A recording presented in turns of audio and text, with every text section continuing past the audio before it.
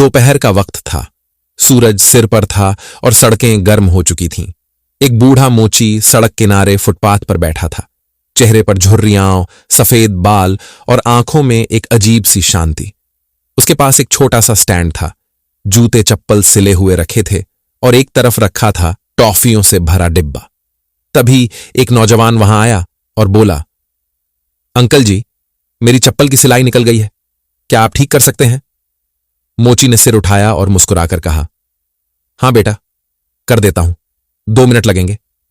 मोची मरम्मत में लग गया। नौजवान की नजर पास रखे टॉफी के डिब्बे पर पड़ी। उसने हैरानी से पूछा, अंकल, आप ये टॉफियां भी बेचते हो? मोची ने मुस्कुराते हुए कहा, चाहिए क्या? ले लो बेटा, खा लो, खाली खड़े हो तो एक टॉफी मुंह में डाल लो। नौजवान ने टॉफी उठाई और मरम्मत पूरी होने के बाद कहा, थैंक यू अंकल, कितने पैसे हुए? मोची ने जवाब दिया, चप्पल के 100 रुपए और टॉफी के नहीं लगते। नौजवान ने हैरानी से कहा, मतलब टॉफी फ्री? मोची ने हंसते हुए सिर हिलाया, हां बेटा, फ्री है, बेचने के लिए नहीं है। नौजवान ने फिर पूछा, आप फ्री में टॉफी क्यों देते हो? मोची ने धीमे स्वर में कहा, ये जो सामने स्कूल है वहां से बच्चे आते हैं, टॉफी मांगते हैं। जब उनके चेहरे पर हंसी देखता हूं तो मन खुश हो जाता है, बस उसी खुशी के लिए ये सब करता हूं। नौजवान ने पूछा, रोज कितने बच्चे आते हैं? मोची ने बताया, गिनती नहीं की कभी, रोज एक पैकेट लाता हूं, 500 टॉफियां होती हैं, 200 रुपए का आता है। नौजवान ने फिर पूछा, तो आप रोज 200 रुपए टॉफियों पर खर्च करते हो, कमाई कितनी होती है? मोची बोला, अगर अच्छा दिन हुआ तो 800 कमा लेता हूं, वरना 400 में भी काम चल जाता है। लेकिन बेटा, ये जो सुकून बच्चों की मुस्कान में है ना, वो लाख रुपए में भी नहीं मिलता। नौजवान कुछ सोचने लगा और फिर धीरे से पूछा, अंकल, आपने ये टॉफी बांटना कब शुरू किया?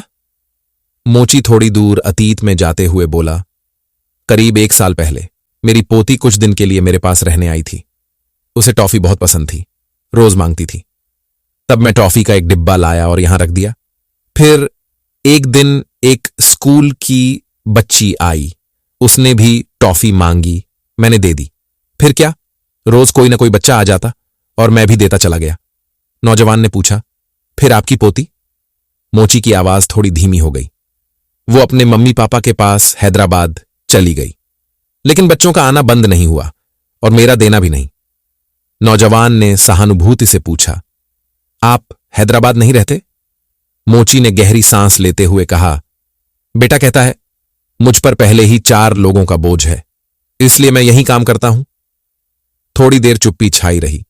फिर नौजवान ने पूछा, अंकल, अगर आप चाहें तो ये सब कैमरे पर बोल सकते हैं? युवक ने उनकी बातों की वीडियो रिकॉर्ड कर सोशल मीडिया पर डाल दी। कुछ ही दिनों में वीडियो वायरल हो गई। लाखों लोगों ने देखी, शेयर की और दिल से सराहा।